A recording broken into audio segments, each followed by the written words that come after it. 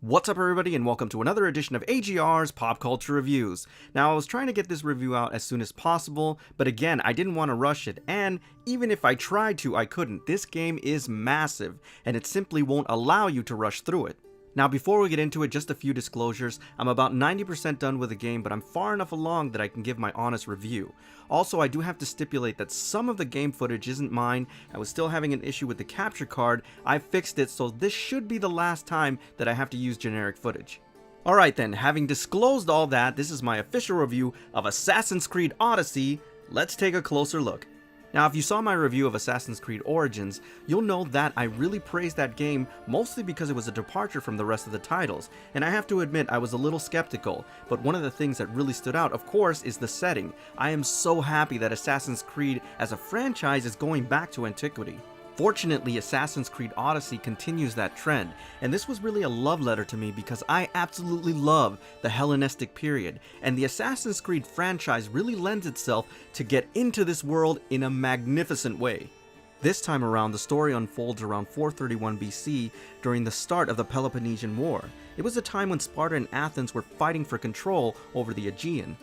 It would seem that this time around, Ubisoft took what they learned from Assassin's Creed Origins and went full-on RPG, and that's a good thing. It's pretty clear to me that Assassin's Creed Origins, an amazing title, was really a vessel, kind of like a launching pad for what the series would ultimately become, in reinventing itself as a franchise. Now, one of the things that strikes you about Assassin's Creed Odyssey immediately is how massive this world is, and it's very diverse. Very similar to Horizon Zero Dawn, it has a lot of different biomes, which is amazing. Now, we kind of got a taste for this in Assassin's Creed Origin, where for at least a brief part of the game, you were able to play as a female assassin. In Assassin's Creed Odyssey, you do get to choose whether you want to be a male or female character. Now, that doesn't translate into customization. Remember, this is not the Elder Scrolls, and essentially what it boils down to is a binary choice. However, as limited as it is nice that we do get the choice. Now, one thing I did notice about this title is that there's a lot more variety in terms of how you interact with characters with respect to the dialogue trees. Now, I've only done one playthrough so far with this game, so I'm not sure if it affects the outcome of the overall narrative. In addition, there are a few more options in terms of the overall difficulty settings, and this is really for those who want to focus more on the story, or for those who want a bit more of a challenge throughout the game. Fortunately, Ubisoft gave us the option of changing these settings at any time during your gameplay if you feel like things are getting a little bit too difficult. Interestingly, there's also an additional 2 modes in this game in terms of gameplay. You can use a guided mode, which is a more traditional experience, and it helps you with markers and quest logs automatically, but you can also choose to turn that off and really get more of an exploration mode, which gives you little to no help, and it gives you a greater sense of freedom to explore on your own. Now, one aspect of this game that I thought was pretty cool, and it happens very early on in the game, is that you essentially get to choose your own horse. Now, through the dialogue trees, you're able to find out their unique abilities, strengths, and weaknesses to make your decision. Riding your mount through the gorgeous Greek countryside is just as satisfying as riding on the sand dunes of Egypt. Thankfully, one of the things that makes a return here, and something that I personally love, is the automatic cruise control. All you have to do in order to travel these vast distances is hit the triangle button and you'll automatically go to the next point. And trust me, you are going to get a great appreciation for this game mechanic because these maps are enormous. Fortunately, some other really great game mechanics make a return here. Very similar to Senu in Assassin's Creed Origins, you now have Icaros, who gives you that Hawkeye perspective in order for you to call out targets and resources in order for you to craft and upgrade weapons and armor. Of course, one of the staples of Assassin's Creed as a franchise is that wonderful sense of verticality, and the Greek world really lends itself well to this, as you can climb any structure, and one of the most interesting things is that if you see a mountain or a cliffside, you can climb to it, and of course, that iconic swan dive off into a pile of leaves also makes a return. Silent takedowns and stealth kills also make a return here, and they're just as satisfying as ever, though I do have to admit this time around they're a little bit more robust, as you have unique and additional abilities that make these assassinations a little bit more thematic. Combat has also been much more refined since the previous title.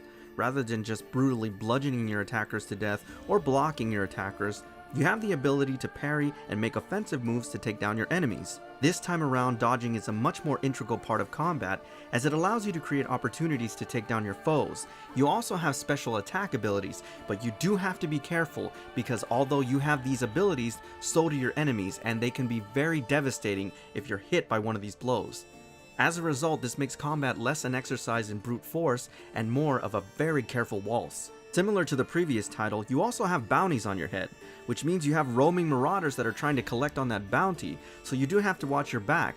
I can't tell you how many times I was on my way to a quest and spontaneously one of these guys showed up and tried to collect that bounty. These encounters are very exciting because they pop out of nowhere, and it also increases your XP a lot more. They also introduced this mercenary mechanic in which you can actually go into the mercenaries list and seek out the very same mercenaries that have a bounty on your head. It's very similar to what they did in Shadow of Mordor, except not as robust and not at the level of depth and complexity. Nevertheless, it was pretty awesome seeking these guys out and taking them down.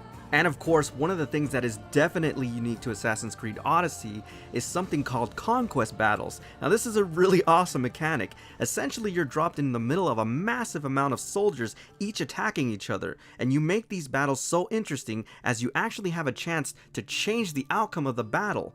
But it doesn't just stop there. You also have the option of fighting these little mini bosses on the battlefield, which turn into greater XP. I thought this was one of the coolest game mechanics, and it was fun in the midst of these massive armies attacking each other, you one-on-one with this little mini boss. It was really freaking cool. Thankfully, sailing and naval combat is much more robust in this game, and for obvious reasons. This time around you have the entire Aegean Sea in which to explore and fight in, and it is simply amazing. Very similar to your character, you can also upgrade your ship with more abilities, and you can even recruit new crew members. You don't necessarily have to assassinate everybody, instead you can give them the option of joining your crew. I also love the fact that you can see great white sharks swimming in the ocean, and this is particularly true when you take down another ship and their bodies floating in the water. Well, guess who's eating those bodies? It's gruesome, but it's a cool little detail. I think one of my favorite aspects of this game was definitely being on the sea. At times you even see dolphins jumping by the bow of the ship,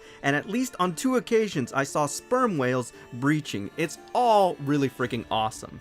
One of the things that was very exhilarating about the naval combat, and something that never got old, is when you finally cripple a ship and you yell to your crewmates that you're gonna board the other ship in order to loot their bounty. Combat on the high seas is very exhilarating and very frenetic because you're essentially fighting in a very enclosed space. And let me tell you guys, these battles are not easy.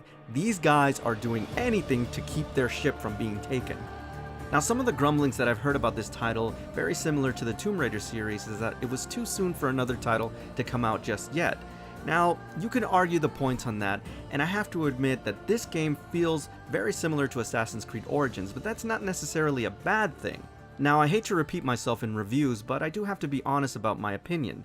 Now, this game plays very similar to Assassin's Creed Origins, and the gameplay mechanics are incremental at best, very similar to Tomb Raider, but it doesn't necessarily mean that that's a bad thing. In fact, one of the greatest strengths about this game is definitely the setting, and that's really why you return to this title, very similar to Tomb Raider, and they almost mirror each other actually. But man, what an incredible experience it was. This is definitely one you want to own. Alright everybody, so that's my official review on Assassin's Creed Odyssey. As always, I thank you for tuning in, and I'll see you on the next AGR's Pop Culture Reviews, and until then, adventure on.